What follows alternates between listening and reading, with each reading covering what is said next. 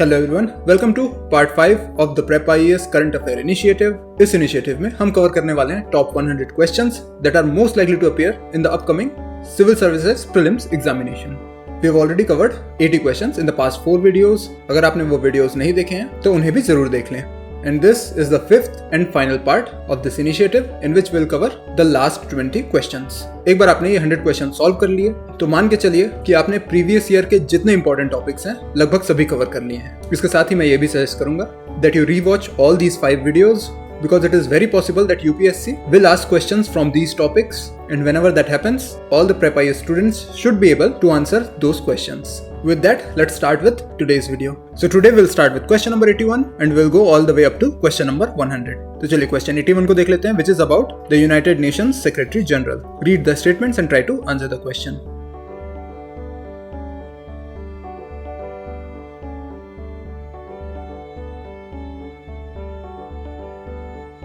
चलिए तो इसको सॉल्व कर लेते हैं। The power of the Secretary General to bring matters threatening international peace to the Security Council is exercised only after receiving a formal mandate from the General Assembly. तो यहाँ पे कहा जा रहा है कि जो सेक्रेटरी जनरल है यूनाइटेड नेशंस के, उनको अगर ऐसे लग रहा है कि कोई मैटर है जो थ्रेटन कर रहा है इंटरनेशनल पीस एंड सिक्योरिटी को, तो वो ऐसे मैटर को ला सकते हैं सिक्योरिटी काउंसिल के सामने। लेकिन इसको करने के लिए उनको पहले यूनाइटेड नेशन की जो जनरल असेंबली है उससे अप्रूवल लेना पड़ेगा। तो ये स्टेटमेंट इनकरेक्ट है क्योंकि सेक्रेटरी जनरल अपने खुद के डिस्क्रिप्शन पे ऐसे किसी भी मैटर को डायरेक्ट सिक्योरिटी काउंसिल के सामने ला सकते हैं। That is why statement 1 is incorrect. फिर जो सेकंड स्टेटमेंट है, during the selection process a candidate for the post of United Nations Secretary General must obtain a minimum of 9 affirmative votes in the Security Council and should not face a veto from any permanent member.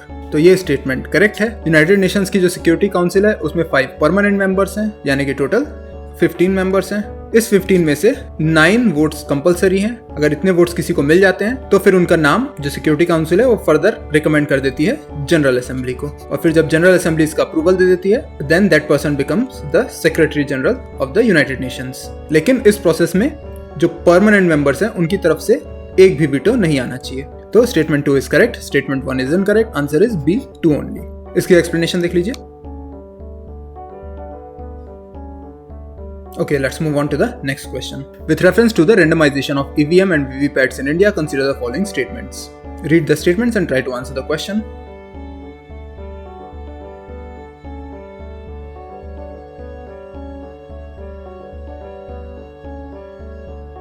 चलिए इसको देख लेते हैं। The allocation of EVM and VVPATs to polling station is carried out through a 2-stage software-based randomization process. Statement correct है। 2 step में process होती है। First step में रेंडमाइजेशन होता है कि जो वेयर हाउस है जहां ये सभी ईवीएम एंड वीवीपैट्स फिलहाल स्टोर्ड हैं, उस वेयर हाउस से किस कॉन्स्टिट्यूएंसी में जाने वाला है ये पूरा सामान, इसकी रेंडमाइजेशन होती है। फिर जो सेकंड स्टेप है उसमें एक बार कॉन्स्टिट्यूएंसी में जब ये सारी मशीन्स आ गई हैं तो वहां से किस पोलिंग स्टेशन में जाने वाली हैं, इसका रेंडमाइजेशन होता है। दिस इज टू एंश्योर कि कोई भी इस सिस्टम को रिग ना कर सके। तो फर्स्ट स्टेटमेंट इज करेक्ट। जो सेकंड स्टेटमेंट है, the randomization process is conducted exclusively by election officials without the presence of political party representative to prevent any collusion. तो ये स्टेटमेंट इनकरेक्ट है क्योंकि पॉलिटिकल पार्टी रिप्रेजेंटेटिव्स को यहाँ पे allowed है प्रेजेंट रहना ड्यूरिंग दिस प्रोसेस, ताकि वो इंश्योर कर सकें कि किसी भी तरह की यहाँ पे कॉल्यूजन या चीटिंग नहीं हो रही है। Hence statement 2 is incorrect, statement 1 is correct, answer is A 1 only. इसकी एक्सप्लेनेशन भी देख लीजिए। चलिए अब आ जाते हैं नेक्स्ट क्वेश्चन में। The next question is about no confidence motion against the Lok Sabha speaker. लगातार ये न्यूज में बना हुआ था टॉपिक, इसलिए पॉलिटी के पॉइंट ऑफ व्यू से इससे रिलेटेड जितने भी प्रोविजंस हैं एक बार उनको आप जरूर रिवाइज कर लीजिएगा। फिलहाल यहाँ पे इस क्वेश्चन को आंसर करने की कोशिश कीजिए।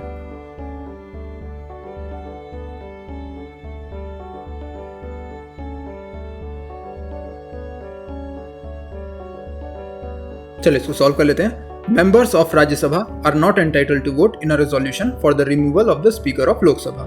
स्टेटमेंट करेक्ट है क्योंकि लोकसभा स्पीकर के रिमूवल की बात हो रही है, इसलिए राज्यसभा के मेंबर्स इसमें वोट नहीं करने वाले हैं। फिर जो सेकंड स्टेटमेंट है, the removal of speaker of the Lok Sabha requires a 2/3 majority of the members present and voting. तो ये स्पेशल मेजोरिटी वाला केस है, यहाँ पे ये अप्लाई नहीं होता है। लोकसभा के स्पीकर के रिमूवल के लिए सिर्फ इफेक्टिव मेजोरिटी चाहिए होती है। इफेक्टिव मेजोरिटी यानी कि जितनी अभी सीट्स फिल्ड हैं लोकसभा में उनके हाफ से ज्यादा वोट्स होने चाहिए, इसको कहा जाएगा इफेक्टिव मेजोरिटी। और अगर हाफ से ज्यादा वोट्स पड़ जाते हैं then the speaker will be removed. फिर जो थर्ड स्टेटमेंट है, जीवी Mavalankar is the only speaker of the Lok Sabha who has been removed from office through such a resolution. तो जो जीवी मावलंकर हैं, आपको पता होगा, he was the first speaker of Lok Sabha and he is also the first speaker जिनके against no confidence motion लाया गया था. However, आज तक हिस्ट्री में कभी भी स्पीकर के against no confidence motion pass नहीं हो सका है. That is why statement 3 is also incorrect. So the answer is A, only 1. इसकी एक्सप्लेनेशन देख लीजिए.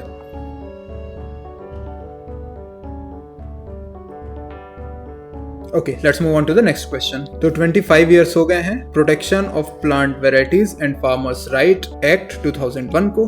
तो इस ओकेजन पे प्लांट जीनोम सेवियर अवार्ड्स दिए गए, इसलिए टॉपिक न्यूज में था. Now read the statements about this act and try to answer the question.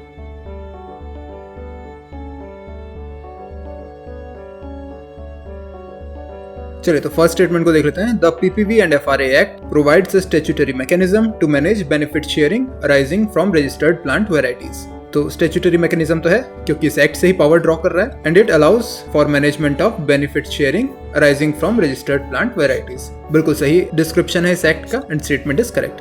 Under the PPV-FRA Act, breeders are granted exclusive rights over the commercial use of plant varieties they register. तो ये भी बिल्कुल सही provision है इस act का, इसलिए both the statements are correct. Answer is C, both 1 and 2. इसकी एक्सप्लेनेशन देख लीजिए तो आपको और क्लियर हो जाएगा.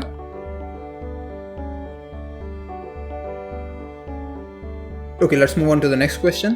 तो गवर्नमेंट ने एस्टेब्लिश कर दिया है ब्यूरो ऑफ पोर्ट सिक्योरिटी. यहाँ पे इसके फीचर्स और फंक्शंस दिए हुए हैं. आपको बताना है कि जो ब्यूरो ऑफ पोर्ट सिक्योरिटी है, it falls under which one of the following categories.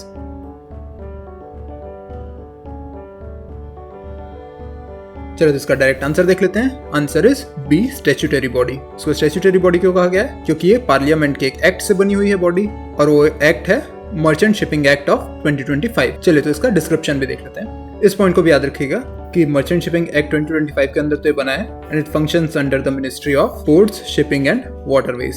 नई बॉडी है, इसलिए हो सकता है एग्जाम में इससे क्वेश्चन आ जाए. Okay, let's move on to the next question. With reference to the 19th and 20th century Indian reformers, consider the following pairs. यहाँ पे दिए हुए हैं रिफॉर्मर्स के नाम और यहाँ दिया हुआ है उनका contribution. You have to tell how many pairs are correctly matched.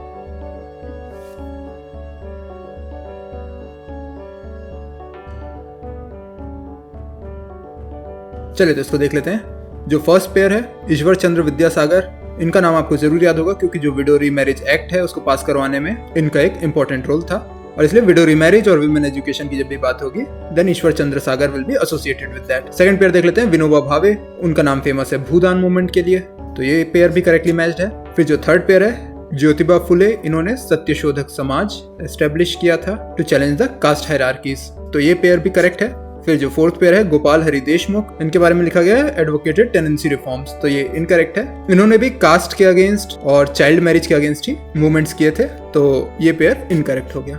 फिर जो लास्ट पेयर है, पंडित रामाबाई. इन्होंने विमेन वेलफेयर के लिए काम किया था. However political representation of women, इसकी एडवोकेसी इन्होंने नहीं की थी, तो ये पेयर भी इनकरेक्ट है. So only 3 pairs are correct. Answer is B, only 3. इसकी एक्सप्लेनेशन देख लीजिए. और ये देख लीजिए, जो पंडिता रामाबाई हैं, इन्होंने विडो वेलफेयर के लिए, विमेन्स एजुकेशन के लिए वर्क किया है, और इन्होंने शारदा सदन भी एस्टेब्लिश किया है टू सपोर्ट डिस्टिट्यूट विमेन. चलिए, अब आ जाते हैं नेक्स्ट क्वेश्चन में. तो ये क्वेश्चन है ट्रेड डेफिसिट के regarding. Read the statements and try to answer the question.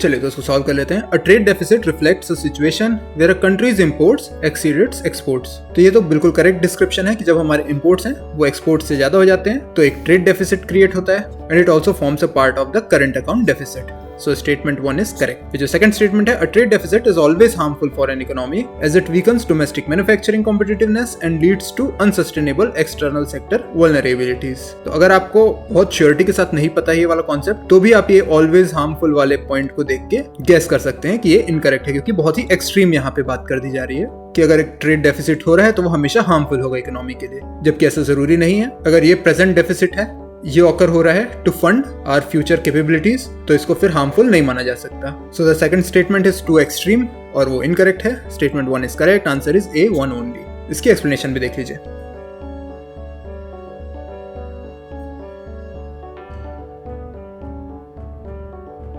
चलिए अब आ जाते हैं नेक्स्ट क्वेश्चन में। With reference to the Pradhan Mantri Matsya संपदा योजना कंसिडर द फॉलोइंग स्टेटमेंट्स। तो इस स्कीम के बारे में 2 स्टेटमेंट दिए हुए हैं, try to answer the question.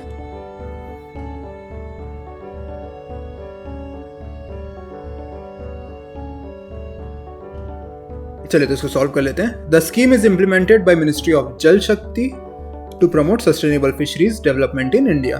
तो आप इसको गैस ही कर सकते हैं कि ये स्टेटमेंट इनकरेक्ट है, क्योंकि अगर फिशरीज की बात हो रही है तो the responsible ministry is ministry of fisheries, animal husbandry and dairying.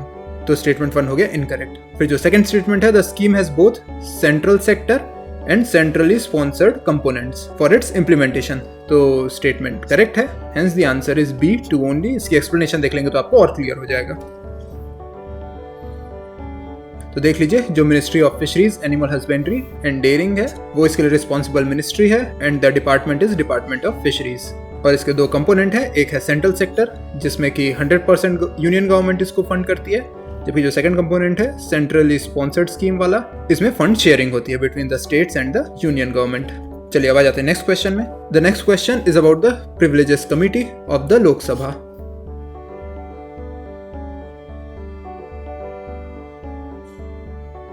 चलिए इसको देख लेते हैं। The privileges committee of Lok Sabha consist of 10 members.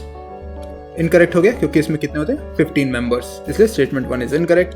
फिर जो सेकंड स्टेटमेंट है, the members of the committee are elected by the house from among its members.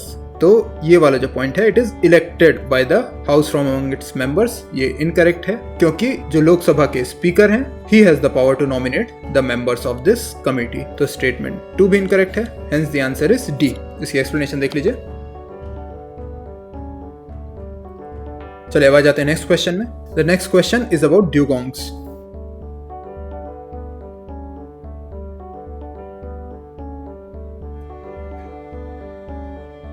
चलिए इसको सॉल्व कर लेते हैं। Dugongs are almost entirely dependent on sea grass meadows for their diet. तो अगर आपको इनका दूसरा नाम पता होगा कि ड्यूगोंग्स को सी काउ भी कहा जाता है और ये हर्बीवोरस होते हैं, इसलिए स्टेटमेंट 1 है करेक्ट। फिर जो सेकंड स्टेटमेंट है, globally the largest stable population of dugong is found around the Andaman and Nicobar islands. तो जब इंडिया की बात करें तो ये जो गल्फ ऑफ कच्छ है, गल्फ ऑफ मन्नार है और जो अंडमान निकोबार आइलैंड है, इन एरियाज में पाई जाती हैं dugongs. However when we talk about the largest stable population of the dugongs in the world, तो ये पाई जाती है ऑस्ट्रेलिया के अराउंड। That is why the second statement is incorrect and the answer is A 1 only. चलिए इसकी explanation देख लेते हैं।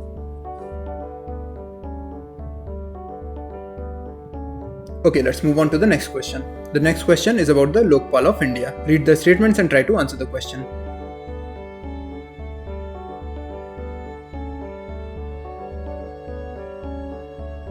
चलिए इसको देख लेते हैं। The Lokpal of India was conceived as an institutional mechanism in which authority to inquire into corruption is vested in a collegial body rather than a single ombudsman। तो ये बात हमको पता है कि जो लोकपाल है वो एक मल्टी मेंबर बॉडी होती है जिसके एक चेयरपर्सन भी होते हैं और उसी को स्टेटमेंट 1 डिस्क्राइब कर रहा है। जो स्टेटमेंट 2 है वो बोलता है, under the Lokpal and Lokayukta act of 2013 the Lokpal functions through a chairperson and members drawn from judicial and non judicial backgrounds who exercise there powers collectively. तो ये करेक्ट स्टेटमेंट है और ये और क्लियरली बता रहा है जो स्टेटमेंट 1 में बात कही गई थी उसको। So it is correct and it also explains statement 1. फिर जो statement 3 है, in order to protect national security and sensitive sovereign functions, the Prime Minister has been kept outside the jurisdiction of Lokpal of India। तो अगर आपको याद होगा, हमने previous video में लोकपाल की पावर्स ऑलरेडी देख ली है और उसमें ये बात क्लियरली कही गई थी कि Lokpal has the power to also investigate the Prime Minister of India. Hence statement 3 is incorrect। तो आंसर हो जाता है C। इसकी एक्सप्लेनेशन भी देख लीजिए।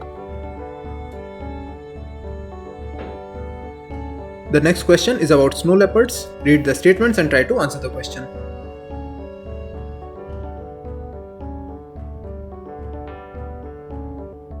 चलिए तो इसको सॉल्व कर लेते हैं। हमने कल ही एक लिस्ट देखी थी जिसमें हमने कवर किया था कि जो क्रिटिकली एंडेंजर्ड एनिमल्स हैं इंडिया में उनकी स्पीशीज क्या हैं। उसमें एक स्पीशीज हमने स्नो लेपर्ड की भी देखी थी और वहां पे हमने बताया था कि ये क्रिटिकली एंडेंजर्ड नहीं होते हैं, ये है vulnerable in the IUCN red list. तो सेकंड स्टेटमेंट है इनकरेक्ट। अब स्टेटमेंट 1 को देख लेते हैं। The snow leopard is found in both the western and eastern Himalayan regions of India. तो ये करेक्ट है, हेंस द आंसर इज ए।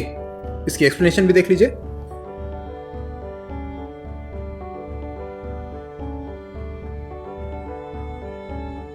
चलिए अब आ जाते हैं नेक्स्ट क्वेश्चन में। This question is about western ट्रैगोपान।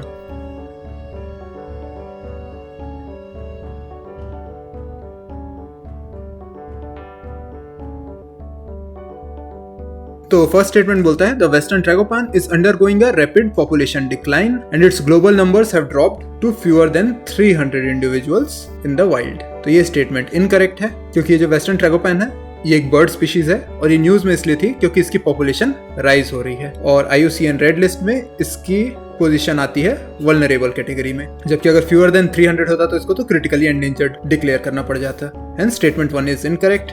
जो सेकंड स्टेटमेंट है the species primarily inhabits the tropical evergreen forest of Andaman and Nicobar islands. तो ये भी इनकरेक्ट है, ये यूजुअली मॉइस्ट हिमालयन हैबिटेट्स में पाई जाती है। So both statement 1 and 2 are incorrect. Answer is D. इसकी एक्सप्लेनेशन देख लीजिए।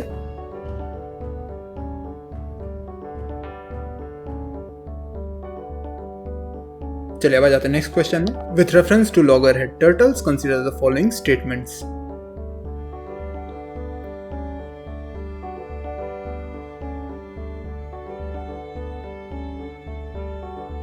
चलिए इसको सॉल्व कर लेते हैं। The loggerhead sea turtle is listed as endangered on the international union conservation of nature red list. तो ये इनकरेक्ट है क्योंकि इसकी स्टेटस भी है vulnerable in the IUCN red list. So statement 1 is incorrect.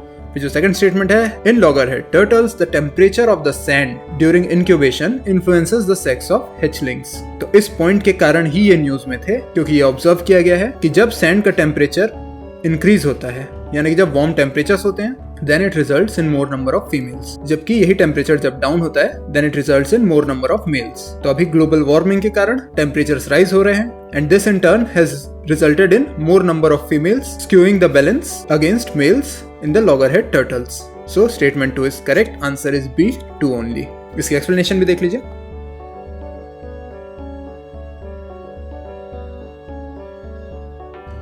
Let's move on to the next question. तो जो ministry of environment forest and climate change है, इसने लॉन्च किया था 23 for 23 campaign. This was for the conservation of snow leopards. तो यहाँ पे 2 statement दिए हुए हैं, read them and try to answer the question.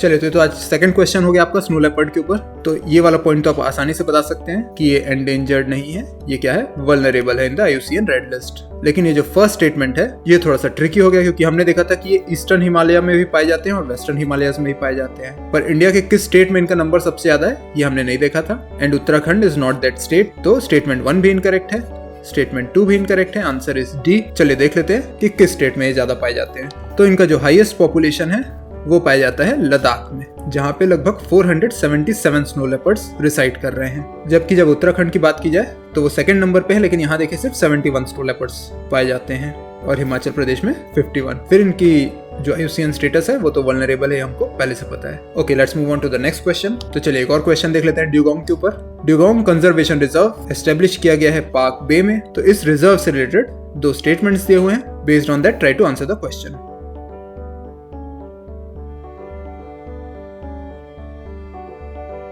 चलिए इसको सॉल्व कर लेते हैं। The reserve was notified by the central government after formal recognition from the IUCN। तो ये स्टेटमेंट इनकरेक्ट है।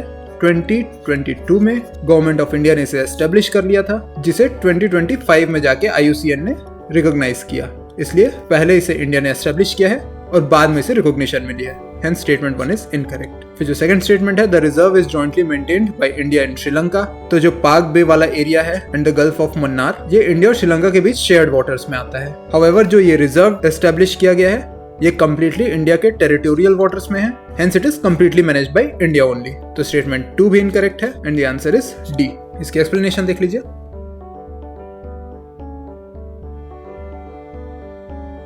Let's move on to the next question. The next question is about Ningaloo reef. और ये news में था क्योंकि लगभग 70% corals हैं जो निंगालू रीफ में पाए जाते हैं। इनकी डेथ हो जाती है मरीन हीट वेव के कारण। तो चलिए इससे रिलेटेड दोनों स्टेटमेंट्स पढ़ लीजिए and try to answer the question.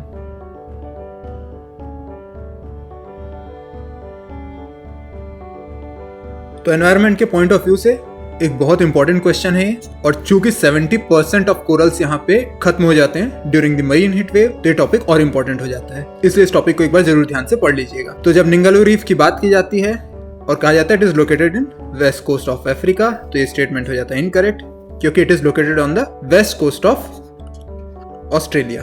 फिर जो सेकंड स्टेटमेंट है Ningaloo reef is a UNESCO world heritage site, तो ये स्टेटमेंट करेक्ट है और इसीलिए इस साइड की इंपॉर्टेंस और भी बढ़ जाती है। Hence the answer is B 2 only। इसकी एक्सप्लेनेशन भी देख लीजिए। चलिए let's move on to the question number 99। With reference to the recent revision of India's GDP series, consider the following statements। तो रिसेंटली हमने जो बेस ईयर है उसका रिवीजन कर लिया है हमारे कुछ इंडिकेटर्स के लिए, तो उससे रिलेटेड ये क्वेश्चन है।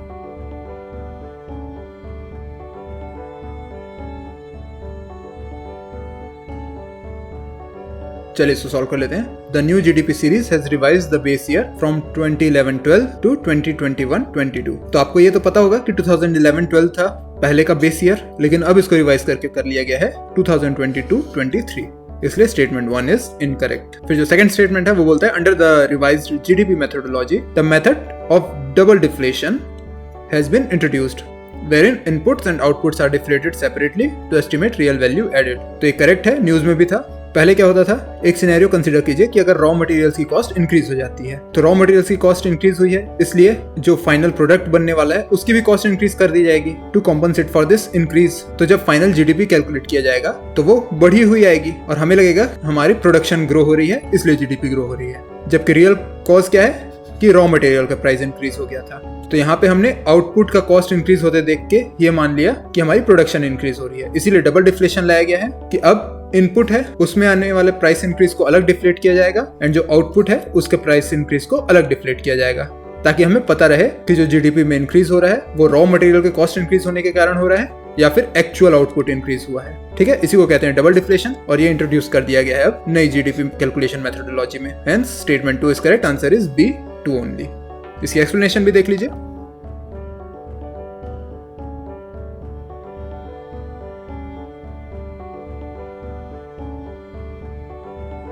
चलिए अब आ जाते हैं लास्ट क्वेश्चन में। The last question is about the removal procedure of the chief election commissioner of India. Read the statements and try to answer this question.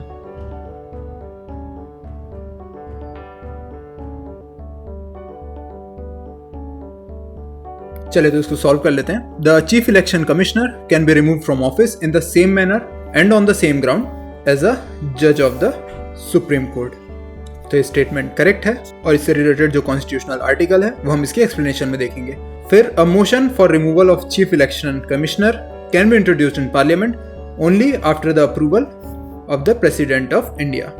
तो ये स्टेटमेंट इनकरेक्ट है। अगर चीफ इलेक्शन कमिश्नर के removal के लिए एक motion लाना है तो उसमें प्रेसिडेंट की प्रायर अप्रूवल नहीं लगती है। It needs either signature from 100 members of Lok Sabha और फ्रॉम 50 मेंबर्स ऑफ राज्यसभा। अगर इतने सिग्नेचर्स मिल जाते हैं तो जो मेंबर्स हैं वो इसको सबमिट कर सकते हैं लोकसभा या राज्यसभा में and based on that the proceedings can start. So statement 2 is incorrect. फिर जो थर्ड स्टेटमेंट है other election commissioners can be removed by the president on the recommendation of the chief election commissioner.